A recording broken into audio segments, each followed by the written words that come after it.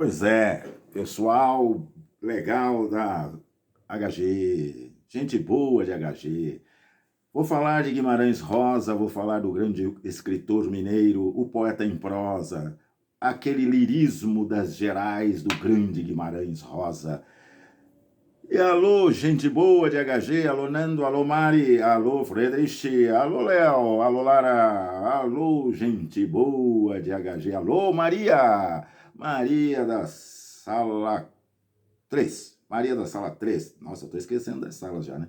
Tudo bem? Aquele abraço para você. Tudo muito legal. A saudade mata a gente, mas a gente vai vivendo. E hoje eu vou falar do grande Guimarães Rosa, numa obra espetacular de Guimarães chamada Campo Geral. Campo Geral, uma das obras mais importantes do nosso querido João Guimarães Rosa, né?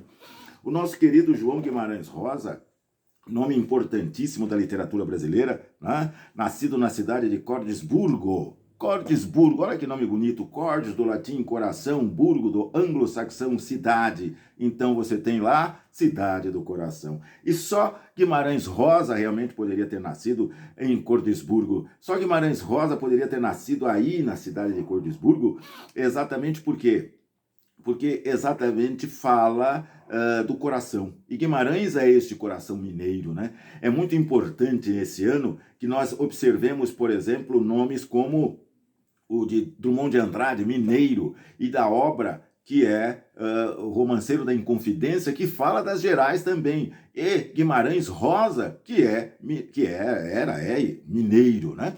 Então, muito cuidado, porque Minas Gerais está numa grande evidência dentro desse contexto.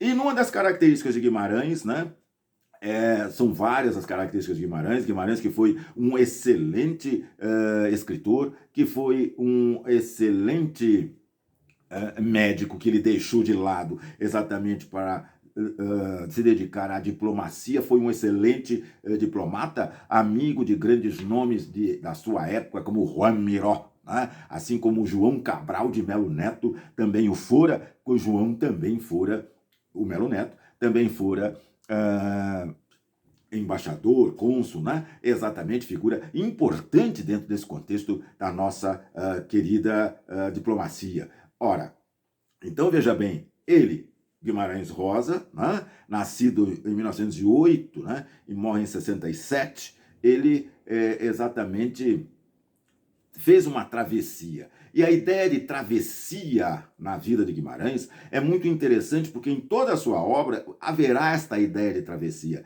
Em Grande Sertão Veredas, o grande romance de Guimarães Rosa, o personagem central, Riobaldo, atravessa o sertão. Ele, em companhia de posterior de Adorim, atravessa o sertão atrás de Hermógenes, o bandido. Então, os contos de Guimarães, né? Há sempre uma ideia de travessia, né? A outra margem do rio, a terceira margem do rio, é uma característica marcante dentro dessa ideia de travessia, de atravessar, né? De estar dentro do rio do outro, né? De estar na vida do outro. O sertão, elemento fundamental dentro desta vida de João Guimarães Rosa, marca exatamente a sua grande filosofia. O mundo é o sertão. O sertão é a filosofia. Sertão, que os portugueses chamaram, porque era um lugar que eles embrenharam para dentro das matas desse Brasil afora, e evidentemente ficava distante do litoral de onde eles vieram. Portanto, sertão longe, né? E aí a ideia do sertão das Gerais a ideia do sertão do Mutum, onde passa a história de um menino de 8 anos de idade chamado Miguelim. O garoto Miguelim, 8 anos de idade. E a partir dos 8 anos de idade, você vai encontrando várias fases na vida dele, até ele chegar à grande epifania, que é de reconhecer o óbvio, né? O céu é azul e a folha é verde, como dizia o dito. Então, veja bem, isto marca a presença da ideia de travessia dentro do contexto da obra de Guimarães. Sagarana, a sua primeira obra, que ele publica aos 38 anos de idade, né? Sagarana, né? A saga, Arana, saga, o destino, né? E o destino é uma travessia, é atravessar o contexto da vida. Então, por aí você já percebe a ideia filosófica, a presença de filosofia, a presença do pensamento filosófico e existencialista também, que passa pela obra de João Guimarães Rosa. O Cabral de Melo Neto também tem, mas é uma outra história. Aliás, aproveito para dizer que o sertão de Minas Gerais é um sertão diferente do sertão do Nordeste, tá? O sertanejo nordestino, o sertanejo marcado por Graciliano Ramos, marcado por João Cabral de Melo Neto e por tantos outros nomes que marcaram presença dentro da visão do sertanejo nordestino, busca, anseia pela sobrevida, né? E Graciliano Ramos apresenta um sertão de denúncia social, econômica e política, né? Não obstante, João Cabral de Melo Neto também fala desta visão existencialista do sertanejo dentro do próprio sertão, né?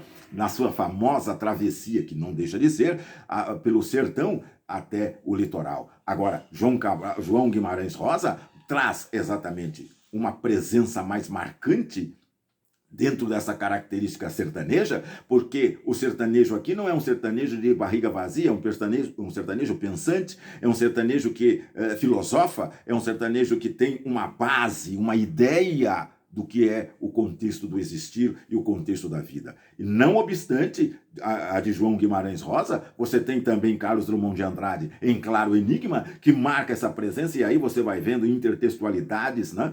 Não só no quesito palavras, mas no quesito ideias, né? Se Drummond de Andrade fala no poema Infância, né, da sua vida, fala no poema de Sete Faces, né, eu nasci, né, em Minas Gerais, né, em Confidência de Itabirano, né, que ele fala também que ele é de ferro porque nasceu nas Gerais. Aqui você tem João Guimarães Rosa falando da sua vivência nas Gerais, não por ter nascido só nas Gerais, mas a vivência nas Gerais e a tradição histórica de Minas Gerais, dentro do contexto do Romanceiro da Inconfidência de Cecília Meirelles. Então, ora, note bem você, hein? Note bem você, quanta intertextualidade no caráter filosofia, quanta intertextualidade no caráter ideia da construção da literatura a partir das Minas Gerais. O Sertão do Mutum é exatamente o objetivo da narrativa de João Guimarães Rosa, aqui nesse contexto de Campo Geral, né? Campo Geral, a obra Manuelzão e Miguelim foi publicada em 1964, né? Que tinha esse nome inicial, posteriormente Campo Geral, retirando a fala de Manuelzão. Manuelzão, que foi um grande amigo de Guimarães, que caminhou com Guimarães pelo sertão das Gerais, né? E que momentos que eu digo meses, né? Cerca de 8 meses antes de falecer, Manuelzão deu uma entrevista ao então Jô Soares, com um programa que tinha na televisão brasileira. Muito bem, ótimo. Portanto, é uma história muito recente, né? É uma história recente, apesar de Guimarães ter morrido em 67, é muito recente, né? É muito recente tudo isso. Ótimo.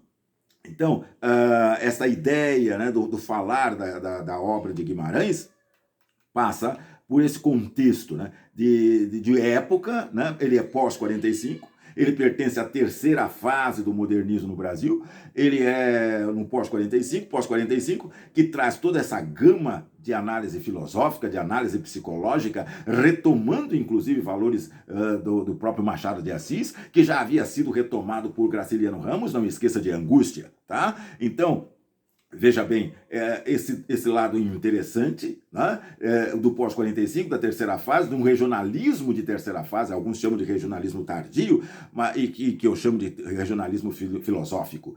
Ora, dentro desta esteira você tem Cabral de Melo Neto e Guimarães Rosa, a esteira sertaneja. Na esteira filosófica, psicológica, a nossa grande Clarice Lispector, e por aí vai uma série de nomes importantíssimos dentro desse contexto da literatura do pós-45. Ora, ele traz então essa ideia desse pós-45, do governo Juscelino Kubitschek, né? Do governo Juscelino Kubitschek, outro mineiro, para variar, né? Juscelino Kubitschek, o avanço de 50 anos em 5, né? A construção de Brasília, a remodernização do Brasil, né? O Brasil modernizado, as indústrias automobilísticas, todo esse fervilhar, aí está. Guimarães Rosa, no meio de tudo isso, falando do sertão e da filosofia. E se ele fala do sertão e da filosofia, ele fala exatamente também de uma visão que é o existencialismo, a visão existencialista, a visão urbanista, a visão modernista, a visão da arquitetura, principalmente pela construção de Brasília e de Oscar Niemeyer. Então, ele vai buscar a essência, né? A essência, né? Do que é o homem dentro da visão do sertão. Então, chamando a sua atenção para isso, eu lhe chamo a atenção para as características fundamentais desta obra Campo Geral de Guimarães Rosa. O manejo da palavra e o deslocamento da sintaxe.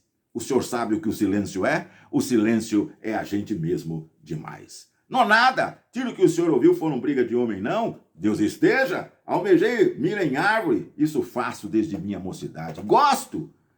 Quando aí vieram me chamar por causa de um bezerro erroso, desse com cara de cachorro. Você percebeu a linguagem, você percebeu a sintaxe subvertida, você percebeu que ele tenta recriar uma fala típica da região das Minas Gerais. Muito bem, a reinvenção do sertão, o sertão como elemento fundamental, né? Questionando... se ele questiona a linguagem, se ele fala essa linguagem, se ele monta uma linguagem... ele reúne, né, dentro desses elementos linguísticos, né, toda uma questão de reinvenção do sertão dentro da fala, da estrutura de sua obra. Né? Os personagens como Miguelinho, como tio Terês, pai Iberô, mãe, vovó Isidra, riscada de magra, né, de tão magra. Vovó Isidra era exatamente um risco, né? Olha a visão de Guimarães, uma visão poética, né? Ele tem essa visão poética que ele traduz nesta sua prosa poética gostosa, né? Desta linguagem gostosa. Então a reinvenção do sertão, o sertão reinventado, né? Essa visão do sertão. O sertão é o mundo.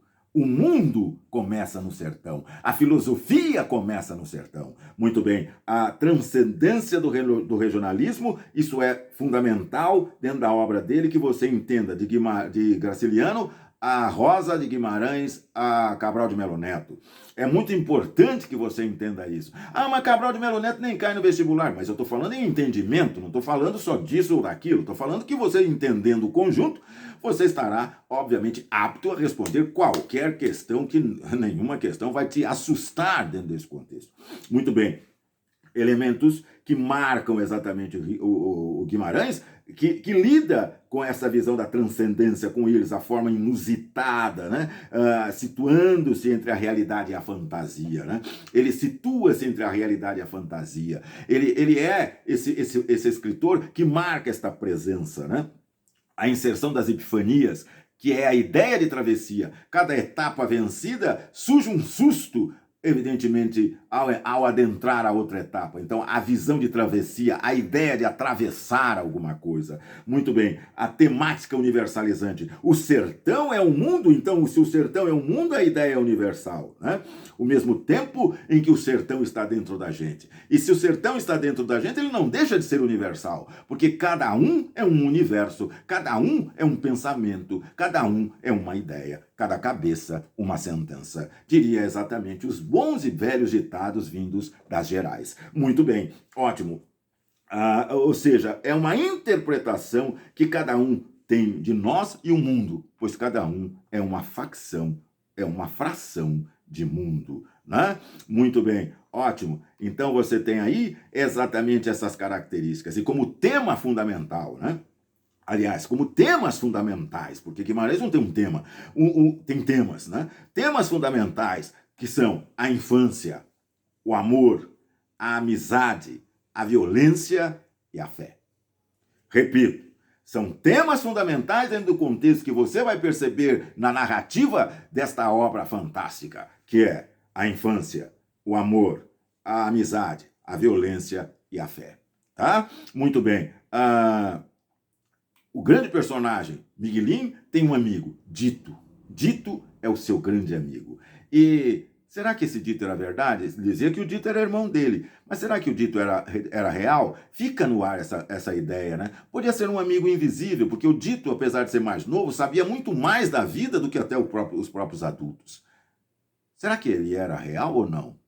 Quer dizer, quando o Dito morre, é uma etapa da vida do Miguelín que é vencida, a infância é vencida, ele está adentrando agora, digamos, na puberdade, ele está entrando agora, digamos, numa outra fase da vida, em que as coisas já não são mais tão fantasiosas. A realidade se sobrepõe à fantasia, e isto é fantástico a observar na narrativa sempre gloriosa do nosso querido João Guimarães Rosa. Tá?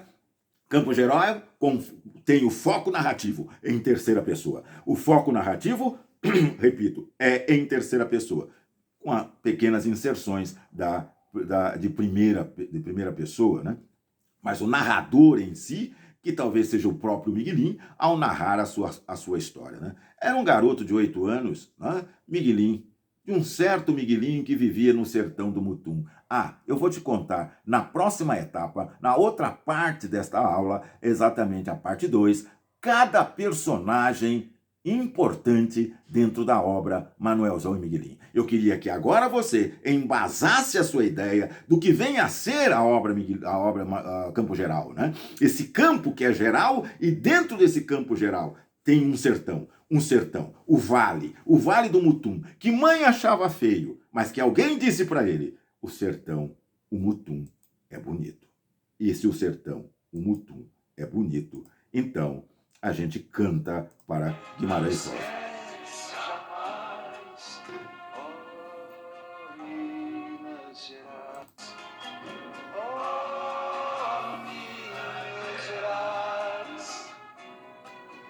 Quem te conhece não esquece jamais, ó Minas Gerais.